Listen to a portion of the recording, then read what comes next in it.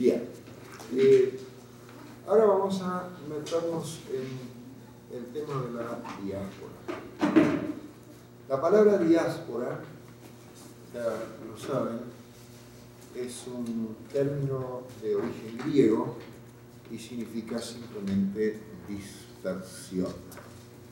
Se compone de dia, que en griego es a través de, y la palabra spora, el verbo speirein y el sustantivo spora tiene que ver con sembrar y semilla, es como dispersión de una semilla. Este término se formó en griego recién en la Septuaginta y se encuentra prácticamente solo en la literatura judía y cristiana. O sea, los griegos no les interesaba esta formación terminológica.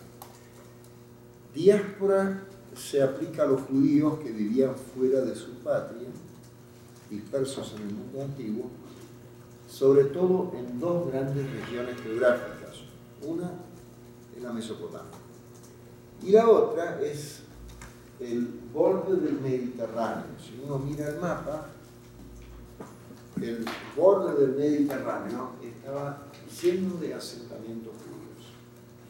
En todas las ciudades de ese borde, de esas regiones limítrofes, se encontraban judíos. En el siglo antes y más o menos paralelo al Nuevo Testamento, se suele calcular 1 millón de judíos viviendo en Israel y aproximadamente 5 o 6 millones viviendo afuera. O sea, 5 o 6 veces más fuera del país que adentro. La diáspora, en realidad, no empieza con la situación de diáspora en Babilonia. Hay por lo menos 3 situaciones que hay que calificar como diáspora dentro de la época previa al exilio babilónico. Y ahí tenemos la diáspora del pueblo de Dios entre las naciones. La segunda, la diáspora de Israel disperso entre las naciones. Y la tercera, que quizás para muchos fieles habrá sido la más dolorosa de todas, es la diáspora en el propio pueblo de Israel. Esto tiene que ver con la fragmentación o la escisión interna de la unidad del pueblo. Primero, la diáspora del pueblo de Dios entre las naciones. Es aquel concepto que se expresa en la teología de la elección.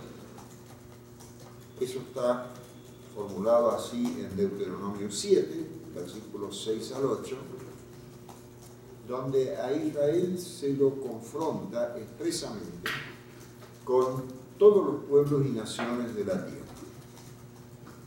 Ahí también se afirma que todos los pueblos quedan sometidos no a Israel, pero a Dios, a Adonai. Los que formularon esta teología de la elección no entendían que esto implica una discriminación de los otros pueblos, sino una pertenencia inmediata de Israel a Adonai. Esta diáspora del pueblo, entonces, tiene que ver con el monoteísmo de Israel y con el pacto. Esta es una idea fundamental en la teología del Antiguo Testamento. En la teología de las épocas más modernas, la rama que desarrolló la teología del pacto es la reformada. O sea, entre las distintas ramas de la reforma y de las teologías posteriores, la reformada, Calvino, insiste mucho en el tema del pacto. Esta diáspora y este monoteísmo se expresan en una exigencia de exclusividad. Y si hay algo que a los otros pueblos les llamaba la atención, era esta idea de la exclusividad y de la intolerancia de otros dioses que caracterizaba a los judíos. Y le llamaba la atención en dos sentidos, por una parte negativo y por otra parte positivo. En el negativo diciendo estos son fanáticos y locos. Y en el positivo, qué gente admirable, qué consecuentes que son. Cuando hablemos después de la diáspora de la época intertestamentaria, vamos a ver cómo eso atrajo a gente al judaísmo, porque esos 5 a 6 millones fuera de Israel no eran todos emigrados y sus descendientes, eran muchísimos más los que se adherían al pueblo de Israel, provenientes de cualquier etnia, o como antes se decía raza, ¿no? De cualquier etnia. Y tal es así que la idea de una limpieza étnica, en el caso judío, es lo más ridículo que habría. Porque se han ingresado de tantas etnias a la religión judía que hablar de una descendencia genética de Abraham es como decir que él proviene de Colón y él de Moctezuma o yo. Digo esto porque ustedes saben que hay fantasías que se construyen sobre supuestas descendencias que en realidad no sirven para nada, porque yo puedo garantizar que soy hijo de mi madre y le creo a mi padre y a mi familia que también soy de mi padre, pero de ahí para arriba, qué sé yo cuál es nuestra proveniencia, ¿no?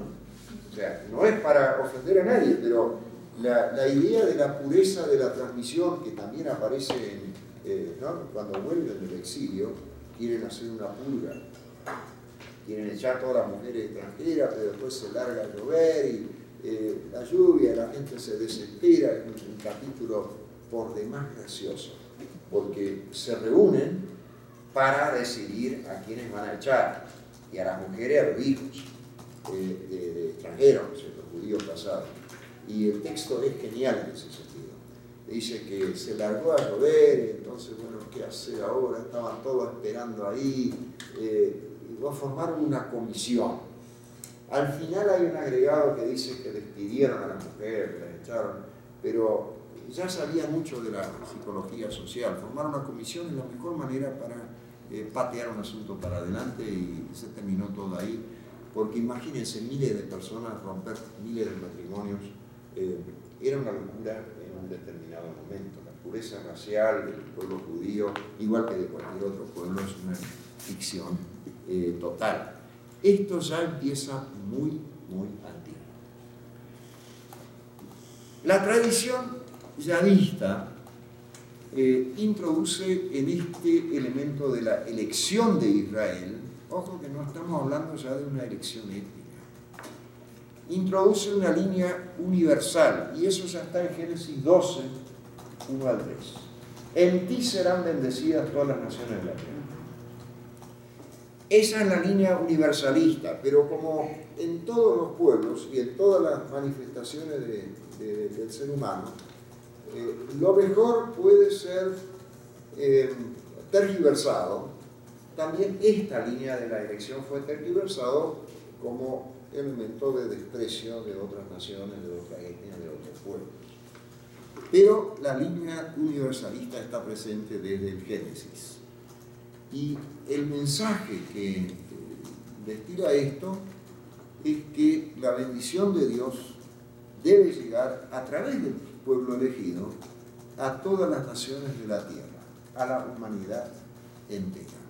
Israel es diferente, pero no por ser mejor, sino porque tiene una tarea específica, que es llevar la luz de Adonai a todas las demás naciones. Ese es el primer concepto, entonces, de diferenciación y de diáspora.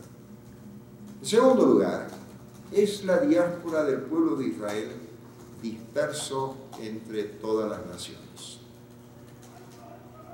En este nivel, el término diáspora contiene dos elementos: la dispersión desde un centro a la periferia, para afuera. El centro es concebido como sagrado y la periferia como no sagrado. como impuro. Y ellos muchas veces lamentan y dicen que sería mejor estar en la casa que en el extranjero.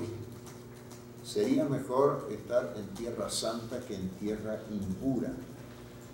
Pero muchas veces el concepto de la patria o el concepto de la tierra pura o el concepto de la tierra santa es una idealización. Y lo estamos observando con las diásporas actuales, que hay, por ejemplo, paraguayos en la Argentina, que desde hace muchos años se casaron allá, tienen hijos y todo, y sueñan con Paraguay.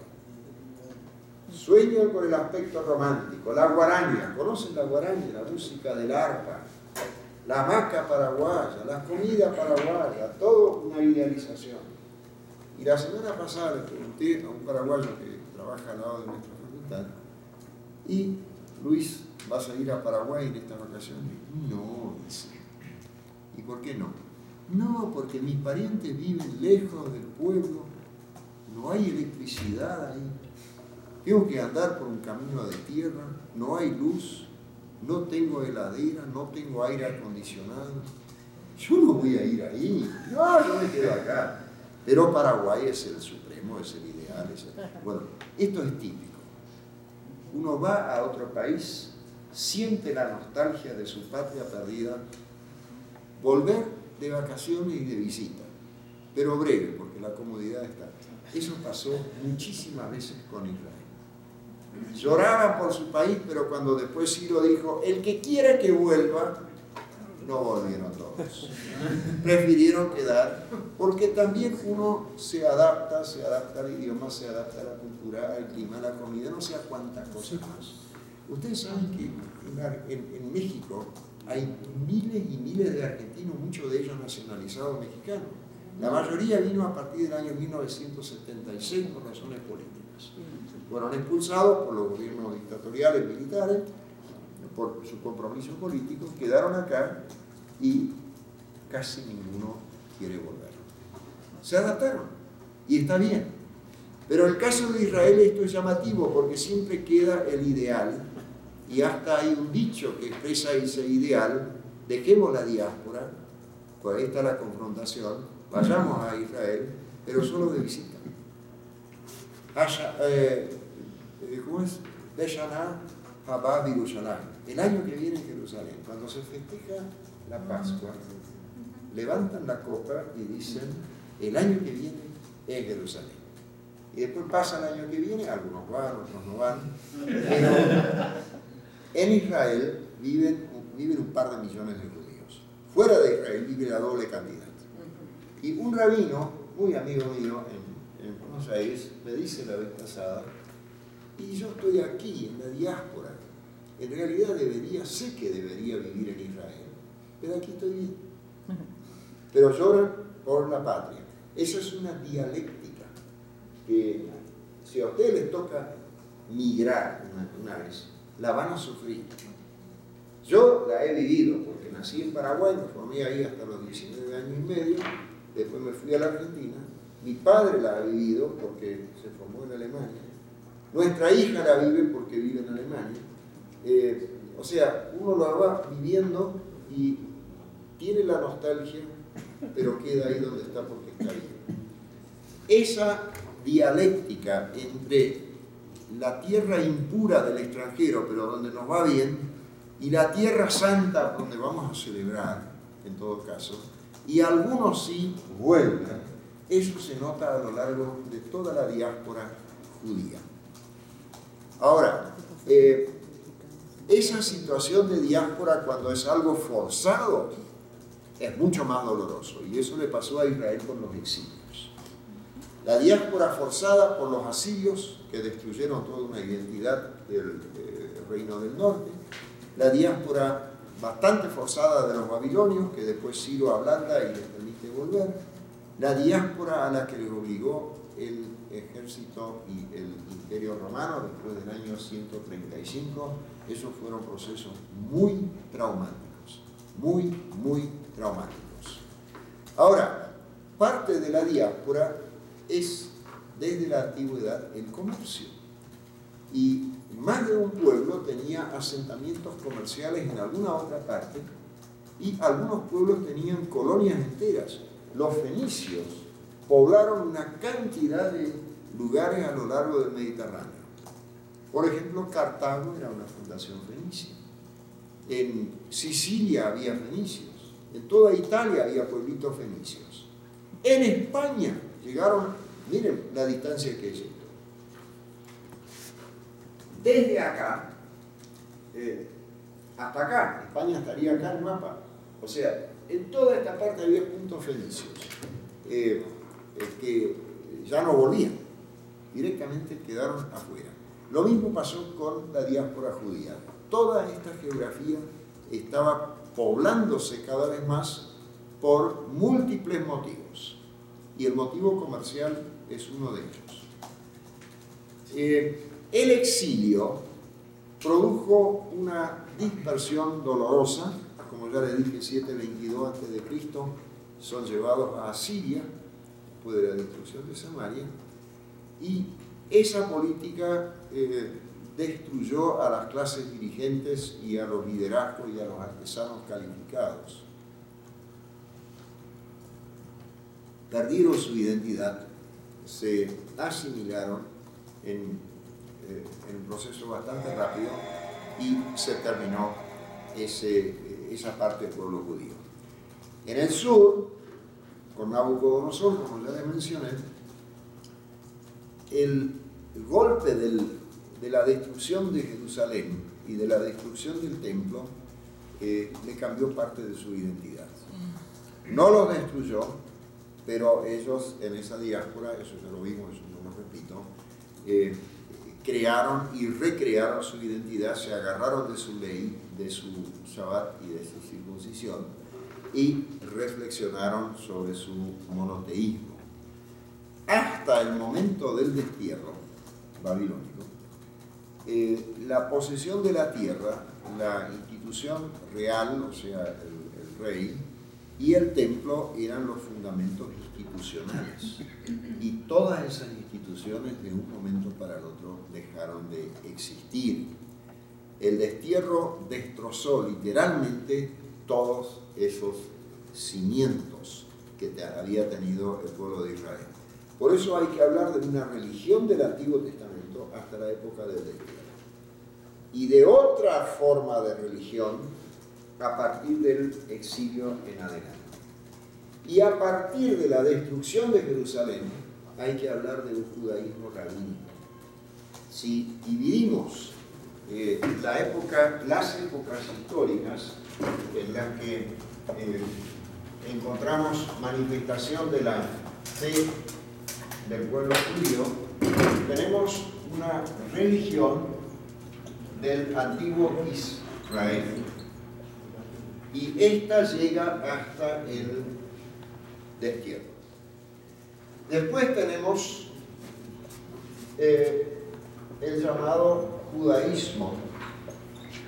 Ahí las calificaciones fluctúan: judaísmo antiguo, judaísmo qué sé yo qué, pero una religión centrada otra vez en un nuevo templo. Acá estaba en un templo, esta es la religión de la época persa, y esto llega más o menos hasta acá estamos en el año 586, 87 antes. Este es un 8. Bueno. Acá estamos en el año, esto es antes, y acá estamos en el año 70 después de Cristo. Acá no había un judaísmo, sino hay que hablar de judaísmos. De múltiples corrientes, esa la vamos a analizar en otro momento. Fariseos, saduceos, hasidim, los cenotas, los macabeos en su momento, los asmoneos, Qumran, y acá también se forma el cristianismo. Y de todas estas formas prácticamente sobreviven solo dos: el judaísmo farisaico y el cristianismo. No el judeocristianismo, eso se muere. Eso tiene vida muy breve y acá más o menos va a terminar. Hay algunos evangelios judeocristianos. Pero esto se muere. Pero el cristianismo, que tiene su arraigo, que parte de acá, es una de las formas. Y acá esto continúa con esta rama farisaica que deja de llamarse farisaica, se llama judaísmo rabínico. Y entonces hay que poner acá rabinismo. Este judaísmo se consolida a partir de los años 70, 80, 90, bajo la figura de algunos líderes fariseos, maestros de la ley, que retoman todas las tradiciones anteriores de la ley y le dan una interpretación coherente. Se redacta en el año 200 la Mishnah, en los siglos IV y V se termina de redactar el Talmud. Y ese es el judaísmo que da formación a los judaísmos que tenemos hoy. Esas tres grandes ramas que yo le mencioné ayer, la ortodoxa, la conservadora y la liberal. Pero es una rama de estos judaísmos, no es el único, es la que sobrevivió internamente. Bien, en este panorama tenemos que acá hay diásporas chiquititas, pero acá se produce una diáspora grande y acá se produce una diáspora internacional que desparrama al pueblo judío por todo el mundo, porque en el año 132 inician una nueva revuelta. Esta revuelta empieza en el año 65 más o menos y termina en el 70 con la destrucción de Jerusalén y 4 años más tarde con la destrucción de Masada. Esta empieza en el 132, los romanos actúan de vuelta y en el 135 liquidan definitivamente a los judíos. Destruyen Jerusalén, la reconstruyen como ciudad romana, le cambian el nombre, se llama Aelia Capitolina, a la tierra le cambian el nombre y la llaman Palestina. ¿Por qué Palestina? Para hacer enojar a los judíos, le dieron el nombre de los antiguos filisteos, los pelishtim. O sea, para hacerles enojar a los judíos les cambiaron el nombre de la tierra. Y hasta el año 1948 no hay más continuidad política de toda esta historia. Acá se crea de vuelta el Estado de Israel y ya entramos en otras complejidades. Ahora, la relación con la tierra prometida es casi bipolar, porque muchos saben que pueden volver, muchos no tienen la intención de hacerlo, pero igualmente apoyan la reconstrucción de Israel. Y esto ha pasado a lo largo de muchas generaciones, porque allá en Tierra Santa se halla el centro, aunque sea idealizado, de la fe. Los grandes profetas, Jeremías, Ezequiel, interpretan esa diáspora, ese exilio, en un primer momento como juicio divino, pero después la empiezan a interpretar como una oportunidad. Y hasta hay uno que llega a decir que la diáspora es para que la fe en Adonai se pueda dar a conocer a todo el mundo. Y posteriormente va a surgir un rabino que va a decir, ¿saben por qué Dios desparramó a Israel por toda la tierra? Para que nadie lo pueda destruir. Porque si están todos juntos en un país, con una guerra liquidada, pero así están tan desparramados que es imposible liquidar a todos a la vez. Esto a mí me parece una solución muy interesante y me recuerda la fábula del zorro y las uvas, ¿la conocen? Había un zorro que le encantaban las uvas y había una enramada y arriba estaban colgando las uvas y el zorro vio eso y pensó, qué buenas uvas, esta la voy a comer. Y saltaba, hizo todo el esfuerzo posible, no podía trepar porque estaba muy... Y saltaba y bueno, no había forma de llegar a las uvas y después dijo, es tan verde igual, no me gusta. O sea, el ser humano necesita a veces ese tipo de explicación. Y esto de, bueno, la diáspora es una tragedia. Pero, ¿saben por qué? Para que no nos puedan destruir nunca del todo. Es así, pero es una explicación muy interesante. ¿Cómo? Sí, una racionalización del hecho, ¿no? Sí.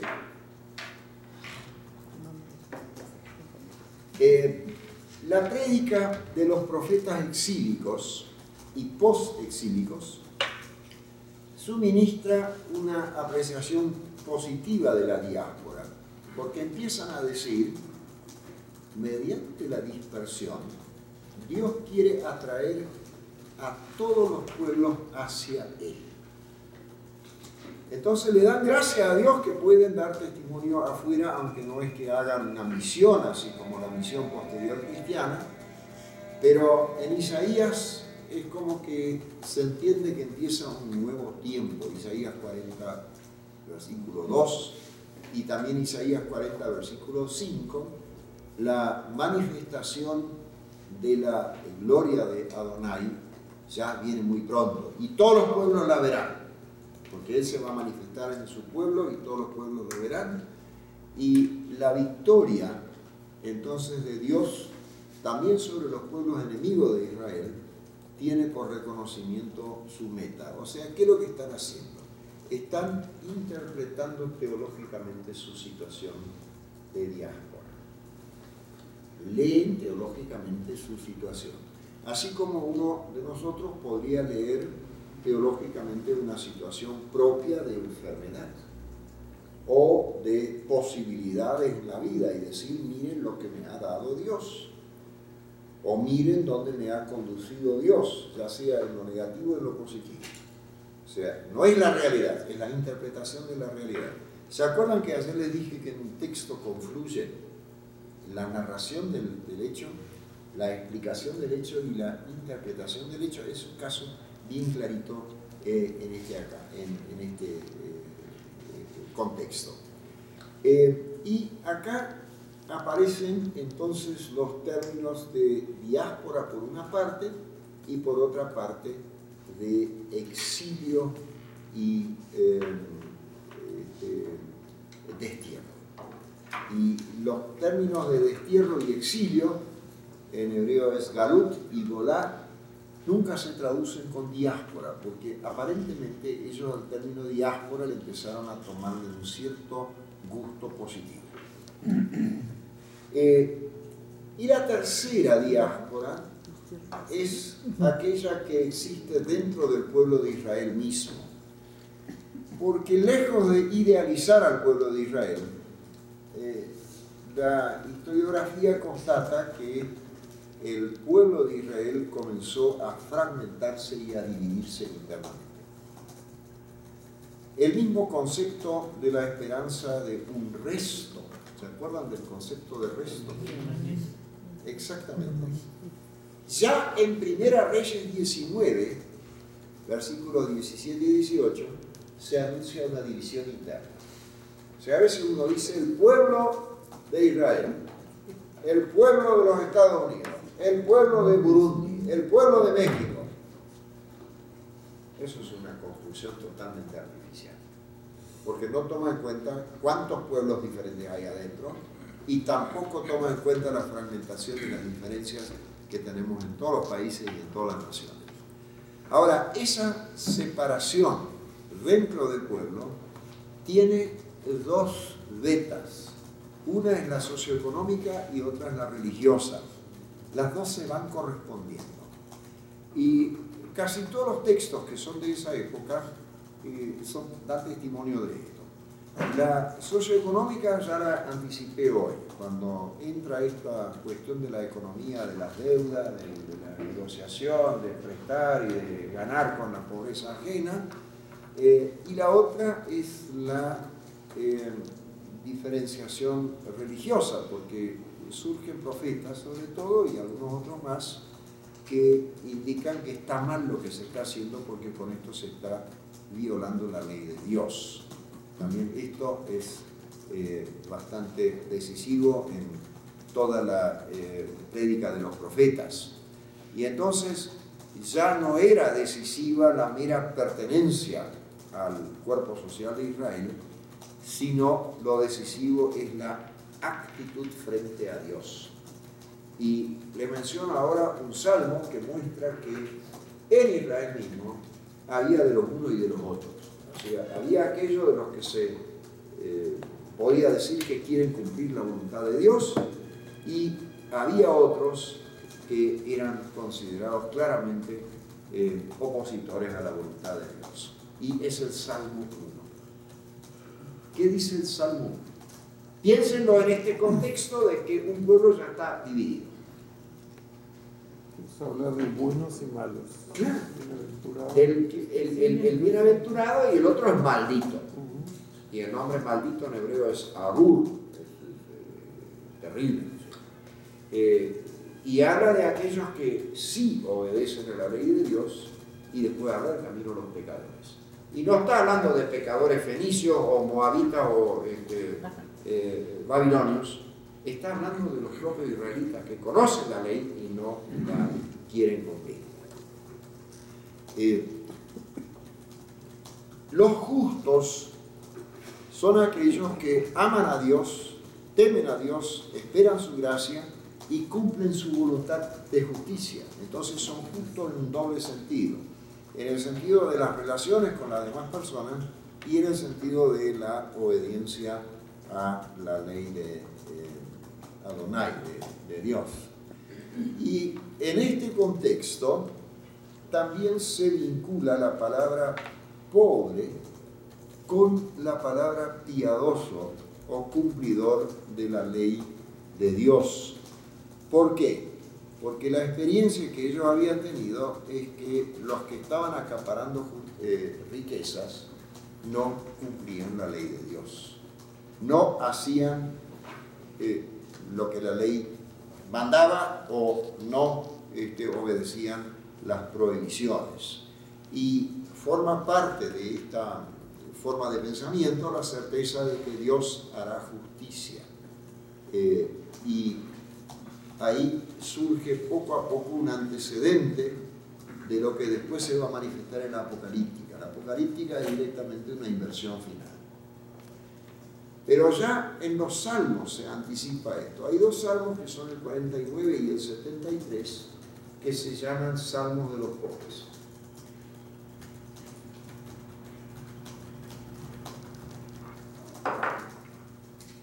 En esos salmos se dice que el humilde y pobre es atribulado por la fortuna y la gran suerte de los ricos que son impíos. Porque en un momento muy antiguo se pensaba que si uno cumple bien, Dios lo va a bendecir en todo sentido. Y si uno no cumple más, Dios lo va a castigar. Pero la experiencia mostraba que muchas veces es al revés.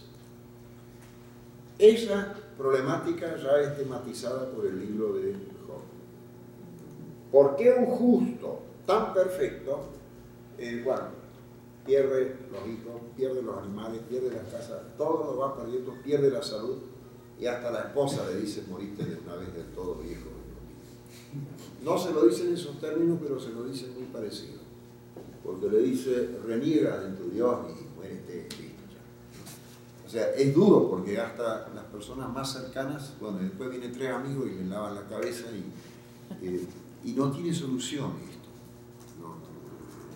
No tiene por lo menos ninguna solución. Pero en estos salmos, el 49 y el 73, se presenta como solución por el hecho de que los poderosos pasarán, pero el humilde quedará con Dios para siempre, por toda la eternidad. Es una especie de inversión que proviene de Dios.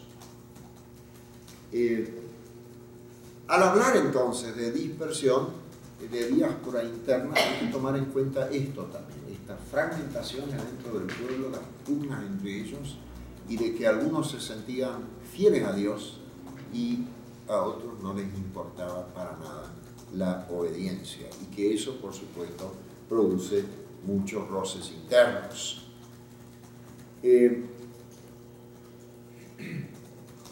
Y ahora vamos a la época intertestamentaria. Aquí, entre los siglos II a.C. hasta entrados ya a la era cristiana, se produjo un desarrollo poblacional, religioso, literario y cultural de la diáspora judía. Y se produjeron incluso cambios lingüísticos. En la Mesopotamia no se hablaba hebreo, sino que la lengua franca, el idioma imperial, era el arameo, que es un idioma muy cercano al hebreo, pero es otro idioma, no es un dialecto, es otro idioma, pero muy cercano. Y el arameo se hablaba en toda la Mesopotamia, era el idioma del imperio babilónico, caldeo también se lo llaman, los caldeos, y los judíos empezaron a hablar arameo. Adoptaron, como les mencioné ayer, incluso la letra, el alfabeto arameo, un poquito diferente del suyo. Y es interesante que las discusiones más antiguas están escritas sobre la lengua, están escritas en hebreo. La Mishnah está escrita en hebreo. Pero la posterior discusión sobre esas interpretaciones está todo escrito en arameo. Entonces, en una página en el Talmud hay acá una parte en hebreo y después una parte en arameo. O sea, la Mishnah en hebreo y en el mismo libro en arameo la discusión que sigue después. Eso es en la diáspora oriental. Y en la occidental, ¿qué llegaron a hablar? Llegaron a hablar masivamente griego. En Roma también había muchos que llegaron a hablar latín. Y cuando veamos la Septuaginta, puedo mencionarles un escrito que es testimonio de esto y también de una carta donde salen a discutir un montón de temas que interesan a su vida. Todo en latín. La diáspora de esta época, que se llama la helenística, es la mayor entonces de esa época, y esa etapa comienza con la conquista de Alejandro Magno. Alejandro Magno estaba convencido que la cultura griega es superior a todas las demás. Y entonces, ¿qué hacía él? Cuando conquistaba una región, no solamente imponía un dominio político-militar, sino también trataba de fomentar lo más rápidamente posible instituciones y educación griega, por supuesto, con el lenguaje, ese griego koiné. Y él estaba tan convencido de esto que realmente se puso con todas las fuerzas y lo logró también. El mundo del Mediterráneo llegó a hablar con todo el mundo llegó a hablar este griego, que es el griego del Nuevo Testamento. En esas comunidades judías que llegaron a hablar griego, nosotros vemos una serie de características muy interesantes. Estas comunidades practicaban una solidaridad muy singular, que no tiene paralelo en el Imperio Romano. Ustedes quizás pensarán que el Imperio Romano también fue solidario porque repartían trigo gratis y hacían espectáculos. Eso eran prácticas clientelares para mantener cautiva a la población de los plebeyos, de plebs, de la gente pobre, para que no se levanten en armas y en otro tipo de resistencia. Entonces repartían gratuitamente trigo, pan, y ofrecían espectáculos de los juegos, los circos. Panem et circenses, les daban pan y juegos, pero no por solidaridad o por lástima, sino para evitar rebeliones. Y a pesar de eso hubo rebeliones, una enorme cantidad que muchas veces ni se sabe, y una de ellas llegó a juntar 80.000 personas en armas. Me refiero a Espartaco. Espartaco organiza una rebelión contra el Imperio Romano, contra el gobierno romano, y junta esclavos fugitivos y conocía a fondo la estrategia y la técnica militar y bueno, finalmente lo liquidaron. En el caso de la solidaridad de las comunidades judías la cosa era muy diferente, había una especie de caja común y había un ideal que viene de Deuteronomio: no haya pobres entre ustedes. Entonces cuando había personas en necesidad, la comunidad entera les ayudaba y ellos vivían en una comunión así de una fe, en observancia a la ley. Y ahora viene una cosa importantísima: ellos tenían muchos simpatizantes y muchos que se adherían a la religión judía. Los simpatizantes se llamaban temerosos de Dios y los que se hacían judíos se llamaban prosélitos. Los simpatizantes, los temerosos de Dios, aceptaban una parte de la ley, pero no la totalidad. Pero como simpatizantes venían a la sinagoga, eran bien recibidos. En muchos casos, en un matrimonio, la mujer se hacía judía y el marido prefería, vamos a esperar todavía un poco, pero los hijos ya los hacían judíos. ¿Saben por qué pasaba esto? Por la circuncisión. La circuncisión era un freno para que el hombre adulto se hiciera judío, porque no es una operación cosmética con anestesia. Hoy sí, pero en la antigüedad esto era algo doloroso y no todos estaban dispuestos, y de eso hay testimonios. Y se han encontrado tumbas donde la lápida dice que, bueno, el nombre de la esposa, judía, prosélita, y él temeroso de Dios. Y hay algunos textos que explican el porqué de esto. Y los... ¿Cómo?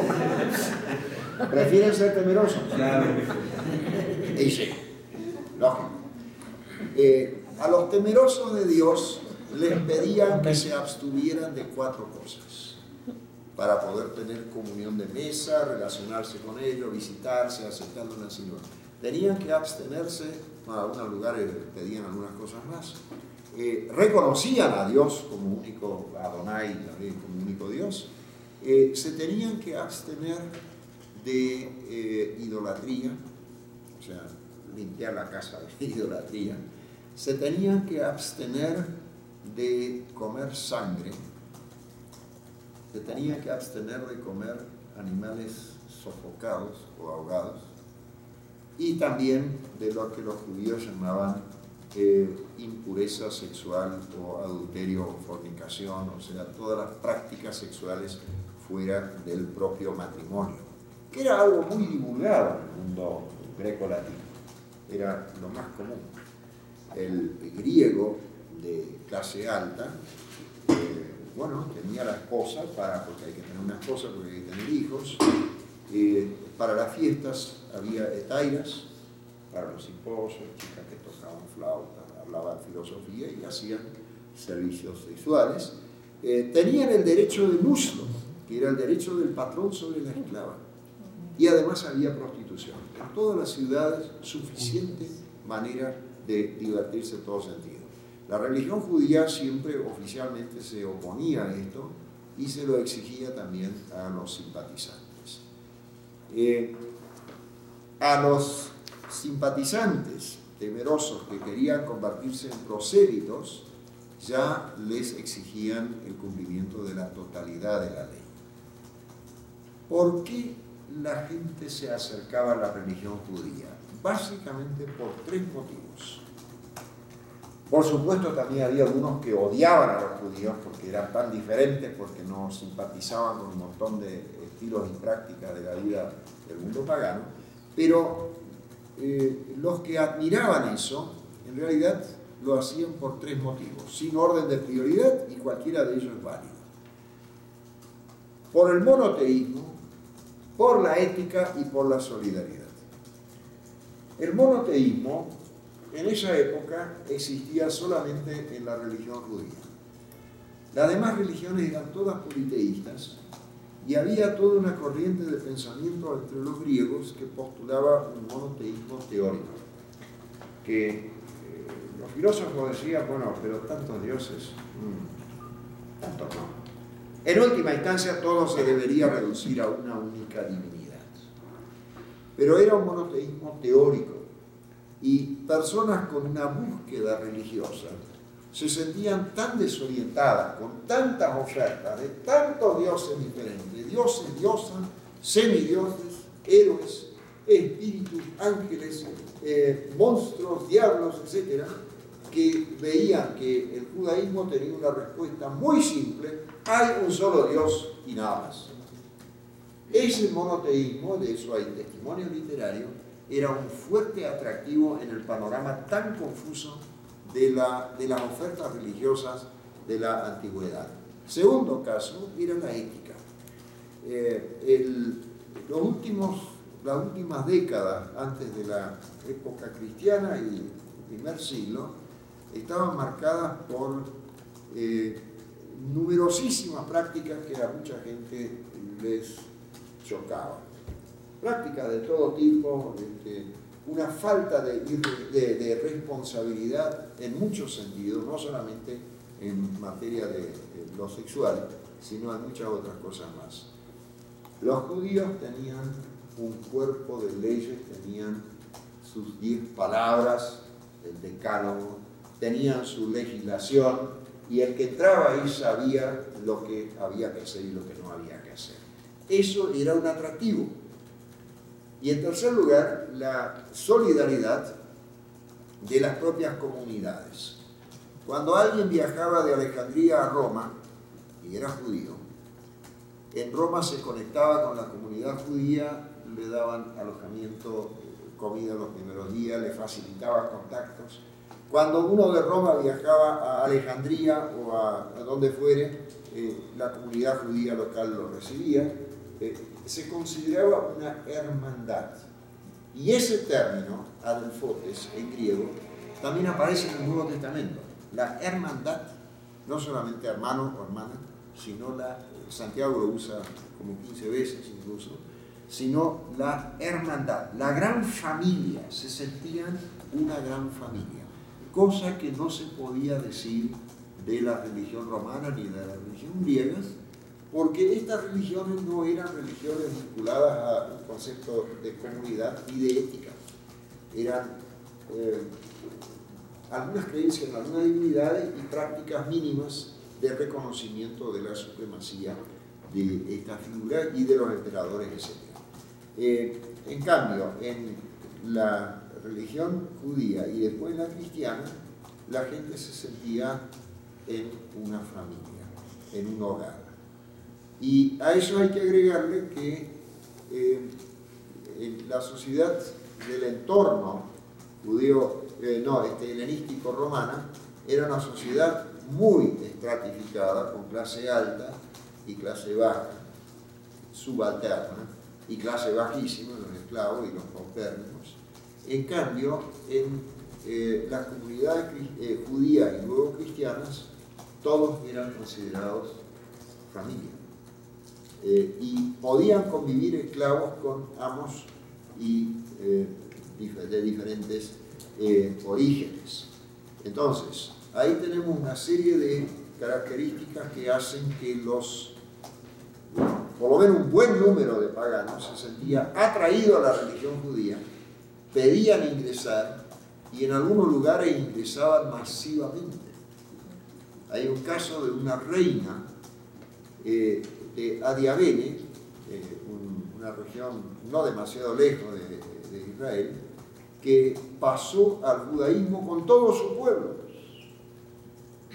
y pidió ser sepultada al final de su vida, ella y sus hijos, o 2 hijos, pidieron ser sepultados en Jerusalén, le hicieron un monumento funerario, una tumba con una construcción, y la sepultaron ahí, pero todo un pueblo se hizo judío. Lo mismo tenemos de otros pueblos, pero ahí ya entraríamos en la diáspora posterior. Hay un pueblo de etnia y de lengua turca que se convirtió íntegramente al judaísmo. Aunque no lo crean, hay judíos negros, los falayas, que nadie sabe de dónde salen. Ellos tienen un origen mitológico, ellos dicen que son el producto de la visita de la reina de Saba a Salomón. Ese es el mito fundante de ellos. Porque la reina de Saba fue a admirar la sabiduría de Salomón y algunas otras cosas más que tenía este hombre. Y después volvió y llevó el hijo y ellos remontan, pero esto es una cuestión mítica. Pero son judíos, tienen la Torá y practican la Torá sin toda la otra cosa de la falajada posterior, y son judíos, y fueron trasladados por el Estado de Israel en una operación casi relámpago, en una noche a la mañana, a Israel, cuando en Etiopía surge el gobierno comunista, no sé, en el año 73 o algo así. Y son miles y miles, ¿no es cierto? O sea, en África hay muchos grupos judíos que todavía provienen de aquellas épocas donde familias enteras, comunidades enteras se hicieron judíos y no fueron a Israel, no tienen más contacto, pero siguen siendo judíos. O sea, esa diáspora es algo realmente digno para estudiar. Ahora, una cuestión fundamental para los judíos de la diáspora fue la garantía de poder vivir como judíos según su ley y mantener su identidad comunitaria. Y para eso desarrollaron un montón de técnicas. Una era la producción literaria. Sobre eso vamos a hablar cuando veamos la Septuaginta. La otra era buscar entendimientos con las autoridades para que les dieran ciertas libertades para poder practicar su religión. Y han encontrado formas de entenderse con las autoridades, sobre todo romanas, de ser liberados del servicio militar, poder celebrar su Shabbat, tener edificios comunitarios, disponer de comidas adecuadas y de juntar también un tributo para el templo y tener jurisdicción propia. O sea, no es que formaran Estado dentro del Estado, eso no existía, pero tenían jurisdicción propia como también lo tenían y lo tienen en otras partes otros pueblos dentro de otras naciones. Estos privilegios subsumidos al concepto de religión lícita, esto surge en el año 42 a.C., también ocasionaba envidia de otros pueblos, es decir, ¿por qué le dan esto a los judíos y no a nosotros? Y bueno, las autoridades romanas no siempre sabían bien cómo manejar esto, pero una de las cosas importantes de toda esta evolución de la diáspora, que es un diálogo crítico constante de los judíos con su entorno, es su producción literaria. Y ahí ellos realmente desarrollaron una literatura propia, aparte de la Septuaginta, una literatura inmensa de propaganda y de defensa de su fe. En algunos casos, yendo tan lejos como para decir, bueno, en realidad griegos y judíos prácticamente creen en el mismo Dios, prácticamente creen lo mismo. Los egipcios son unos bobalicones que creen cualquier cosa, pero con los griegos nos entendemos. Eso es la carta de Aristías. Y después hay otros que son de total condena de la idolatría, o sea, entre este espectro de acercarse totalmente a lo helenístico y una crítica radical de otras religiones, había de todos los matices. Nosotros parte de esto lo vamos a ver mañana y otra parte pasado mañana.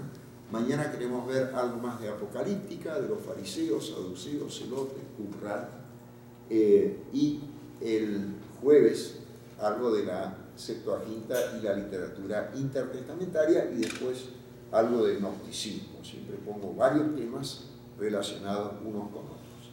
Bien, ahora me toca hacer esto acá. Tengo que pedir que digan presente o sí o